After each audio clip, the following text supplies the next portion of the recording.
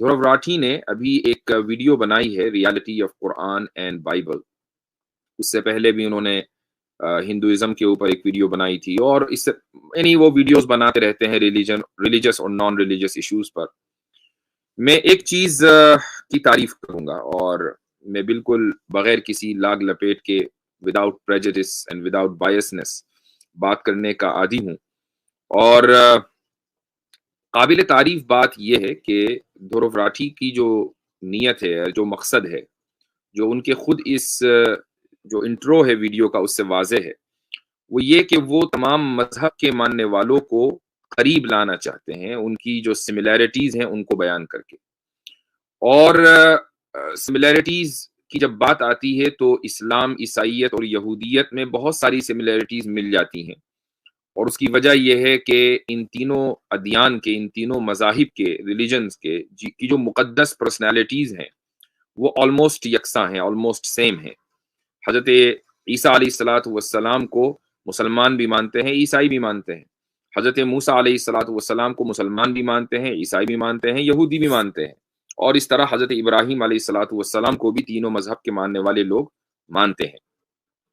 تو یہاں تو سملیرٹیز ڈھونڈنا بہت آسان ہے، لیکن ہندوؤں اور اس کے بعد پھر مسلمانوں کے درمیان سملیرٹیز ڈھونڈنا آسان نہیں ہے. اور اس کی وجہ یہ ہے کہ دھرو راٹھی نے خود ہی اپنی ویڈیو کے آغاز میں یہ کہا کہ مونوتھیزم کہتے ہیں ایک خدا کی عبادت کرنا، اور پولیتھیزم کہتے ہیں ملٹیپل گاڈز اینڈ گاڈیسز کی عبادت کرنا. تو جو نظریہ ایک خدا کی عبادت کے قائل ہو اور دوسری طرف ایک نظریہ جو ملٹیپل گاڈز اینڈ گاڈیسز میں بلیو کرتا ہو، تو دونوں میں سملیرٹیز کو ڈھونڈنا مشکل ہے. لیکن دھرو راٹھی نے بہرحال اس کی بھی کوشش کی کہ ان دونوں کے درمیان سملیرٹیز کو ڈھونڈا جائے اور امن کا پیغام دیا جائے. تو میں اس تعلق سے کہ ان کی جو نیت ہے وہ یہ ہے کہ وہ امن کے پیغام کو عام کرنا چاہتے ہیں، میں ان کی تعریف کروں گا، اور وہ مبارکباد کے مستحق ہیں.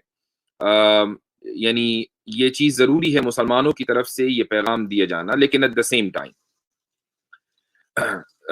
وہ کہا جاتا ہے، ایک قول ہے مشہور کہ the devil is in the details. تو جب آپ تفصیلات میں جاتے ہیں تب آپ کو پتہ چلتا ہے کہ ہو کیا رہا ہے.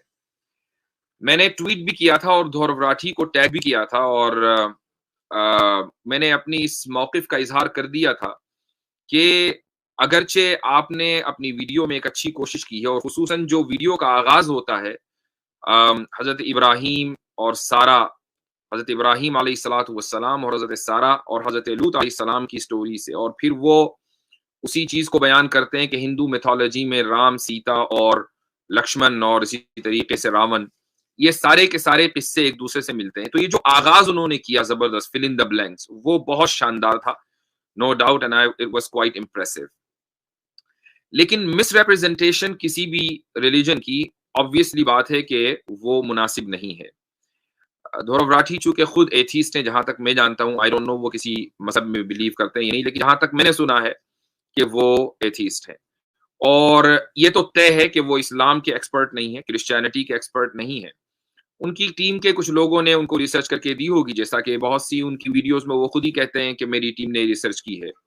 تو اس بات کا امکان ہے کہ جب نان ایکسپرٹ سے آپ ریسرچ کرائیں گے، اور وہ بھی ریلیجن جیسے حساس مسئلے کے اوپر، تو غلطیاں ہونا، مس ریپرزنٹیشن ہونا بہت کامن بات ہے. اب یہ ہم مسلمانوں کی ذمہ داری ہے کہ اگر کوئی مس ریپرزنٹیشن ہوئی ہے تو ہم اس کی وضاحت کریں. اور اگر دھرو راٹھی کوئی عام آدمی ہوتے، عام یوٹیوبر ہوتے، تو دن رات اس طرح کی ویڈیوز آتی ہیں، پھر ہمارا تو کوئی کام رہ نہیں گیا. لیکن چونکہ ان کے جو فالوورز ہیں وہ ملینز میں ہیں، اور اس ویڈیو کو بھی کل سے اب تک 2 دن میں غالباً 3 ملین سے زیادہ لوگ دیکھ چکے ہیں، تو ریچ زیادہ ہے. جب ریچ زیادہ ہوگی تو جو مس کمیونیکیشن یا مس ریپرزنٹیشن یا مس انڈرسٹینڈنگ ہے وہ بھی زیادہ پھیلے گی. اس لیے ضروری ہے کہ مسلمانوں کی طرف سے اس مس ریپرزنٹیشن کو کا جواب دیا جائے یا اس کی وضاحت کی جائے. مجھے معلوم ہے کہ ہمارے احباب میں اور بھی لوگوں نے اس تعلق سے کامیاب کوشش کی ہے. زید پٹیل صاحب کی کل اسٹریم ہوئی ہے، اسی طریقے سے ہمارے عاصم افتخار صاحب نے بھی ایک ویڈیو اپلوڈ کی ہے. میں چاہوں گا کہ آپ حضرات ان دونوں حضرات کے چینل کے اوپر جا کر بھی ان کی ویڈیوز کو دیکھیں. لیکن آج جو گفتگو ہو رہی ہے، آئی ڈونٹ نو، میں نے عاصم بھائی کی ویڈیو ابھی تک نہیں دیکھی ہے، میں نے زید پٹیل صاحب کی ویڈیو نہیں دیکھی ہے. ہو سکتا ہے کہ میری جو گفتگو ہونے والی ہے اس میں اور زید پٹیل صاحب اور عاصم بھائی ان دونوں کی ویڈیوز میں کچھ چیزیں مشترک ہوں تو نو پرابلم، آپ کو جہاں سے بھی جو چیز بھی ملے وہ آپ لیں، اگر ایز لانگ ایز وہ قرآن اور سنت کے مطابق ہو۔ اچھا جی، تو سب سے پہلی بات تو یہ ہے کہ میرا جو سب سے پہلا آبجیکشن ہے وہ یہ ہے کہ 2 منٹ 35 سیکنڈ پر، اور میں یہ بھی بتا دوں کہ میں ان کی ویڈیو کے کلپس نہیں چلانا چاہتا، ہو سکتا ہے کہ ان کی طرف سے غیر ضروری طور پر اسٹرائک آ جائے، تو ہم خواہ اپنے چینل کو نقصان میں کیوں ڈالیں۔ تو میں صرف آپ کو ٹائم بتا دوں گا کہ انہوں نے اپنی ویڈیو میں کس جگہ کیا بات کہی ہے، تاکہ اگر آپ کو ویریفائی کرنا ہو آپ ویریفائی کر سکیں۔ آئی نو آپ میں سے بہت سے لوگوں نے وہ ویڈیو دیکھ لی ہوگی۔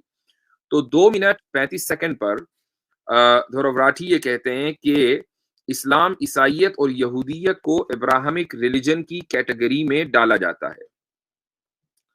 تو یہ جو چیز ہے یہی سب سے بنیادی غلطی ہے کہ ایک نئی اصطلاح ایجاد کر لی گئی کہ جس کو کہا جاتا ہے ابراہمک ریلیجن، اور ابراہمک ریلیجنز میں 3 ریلیجنز کو رکھ دیتے ہیں، اسلام، عیسائیت اور یہودیت، اور اس سے یہ پیغام دیا جاتا ہے کہ یہ تینوں ریلیجن جو ہیں وہ مونوتھیسٹک ہیں، توحید پرست اور توحید پسند ہیں، اور ان میں بہت زیادہ چیزیں مشترک ہیں، لہٰذا یہ سب کے سب ہی برحق ہیں۔ بہت سے مسلمانوں کے اندر بھی اس وقت یہ تحریک چل رہی ہے، اور اس کی وضاحت بہت ضروری ہے کہ ابراہمک ریلیجن جیسی کوئی ٹرمینالوجی اسلام میں کم سے کم موجود نہیں ہے۔ جب ہم مسلمانوں کی بات کرتے ہیں تو اس چیز کی وضاحت ضروری ہو جاتی ہے۔ میں ایک اسکرین شیئر کر رہا ہوں آپ کے ساتھ، یہ دیکھیے قرآن کریم کیا کہتا ہے۔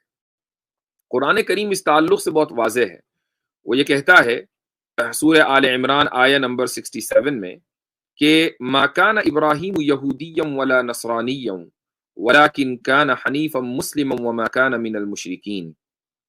اس کا ترجمہ بھی میں نے انگلش میں دیا ہے تاکہ دورراٹھی کے لیے آسان ہو اگر وہ ویڈیو دیکھیں۔ Abraham was neither a Jew nor a Christian, but he was one inclining toward truth, a Muslim, submitting to Allah, and he was not of the polytheists. تو وہ مشرک نہیں تھے، یہودی نہیں تھے، نصرانی نہیں تھے، ولیکن کان حنیفا مسلما، لیکن وہ انکلائننگ ٹورڈز ٹروتھ، جس کو جو حنیف کا ترجمہ ہے، اور مسلم تھے۔ اب کوئی یہ کہہ سکتا ہے کہ بھائی مسلمان، آپ نے حضرت ابراہیم کو مسلمان کیسے بنا لیا؟ مسلمان آئے ہیں ابھی حضرت محمد صلی اللہ علیہ وسلم کے زمانے سے 1400 سال پہلے، اور حضرت ابراہیم ہزاروں سال پہلے تھے۔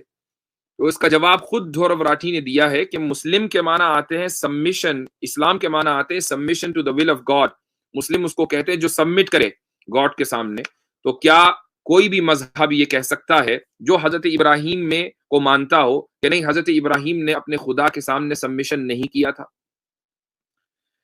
کوئی آ کر یہ کہہ دے یہودی کہ نہیں حضرت ابراہیم نے سبمیشن نہیں کیا تھا خدا کے سامنے، کوئی عیسائی آ کر کہہ دے کہ سبمیشن نہیں کیا تھا۔ اگر submission, submitting to the will of God کے معنی مسلم کے ہیں تو پھر حضرت ابراہیم علیہ الصلوۃ والسلام مسلم تھے، تو ان کو پھر یہودی اور نصرانی کہنا یہ غلط ہے۔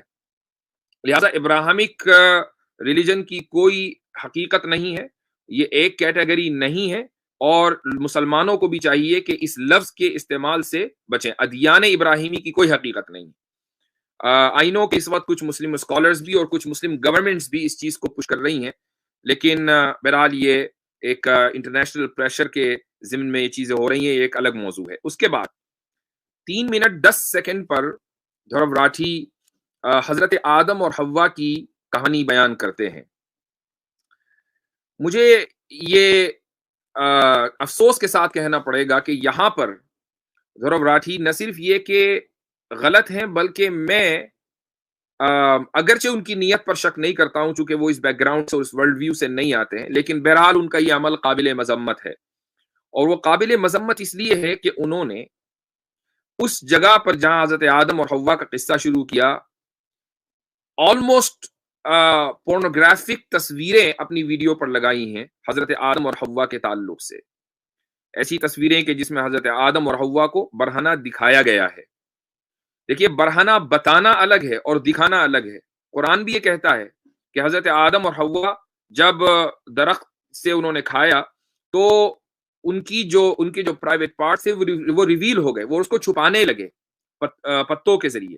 لیکن ایک ہے کسی چیز کا بتانا اور ایک ہے پھر اس چیز کو دکھانا. دکھانے اور بتانے میں بڑا فرق ہے. تو یہ جو تصویریں ایک کے بعد ایک حضرت آدم کی اور حضرت حوا کی دکھائی گئیں، اسلامی نقطۂ نظر سے یہ بھی بلاسفیمی ہے، چونکہ ہم صرف بلاسفیمی کو رسول اکرم صلی اللہ علیہ وسلم کی ذات سے لمٹ اور خاص نہیں کرتے، بلکہ کسی بھی نبی اور رسول کی شان میں اگر توہین ہو تو یہ بلاسفیمی ہے. تو یہ ان کی ویڈیو کا وہ حصہ ہے کہ جس پر ان کو چاہیے کہ اگر وہ اس کو ایڈٹ کر کے نکال سکیں تو بہت اچھی بات ہے.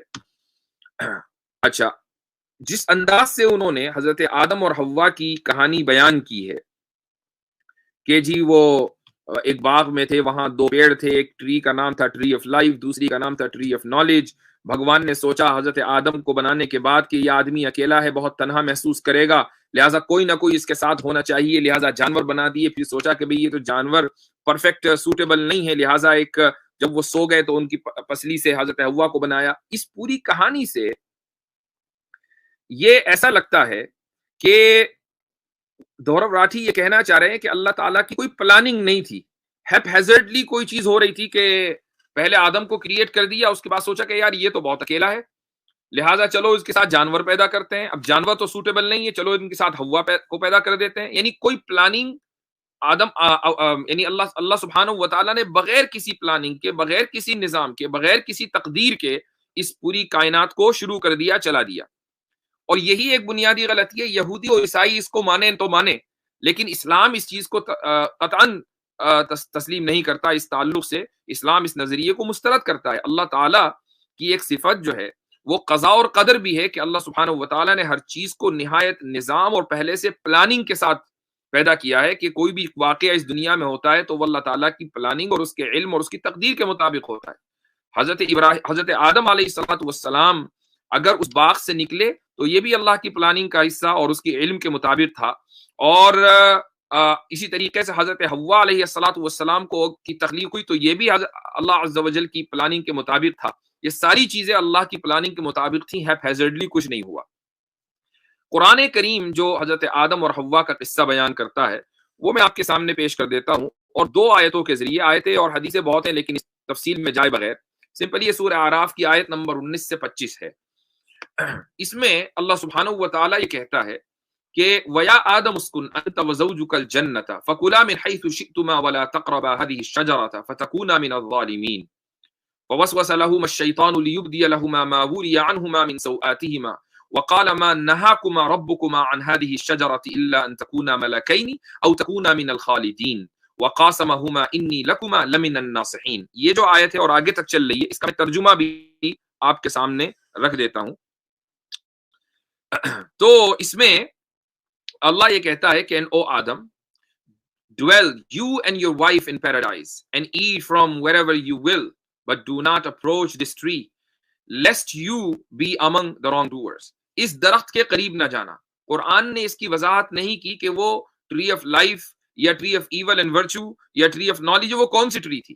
اس کی وضاحت قرآن نے نہیں کی. یہ کہا کہ اس درخت کے قریب نہ جانا. اب کوئی یہ کہہ سکتا ہے کہ بھئی یہ کیا بات ہوئی، درخت کے قریب کیوں نہ جانا؟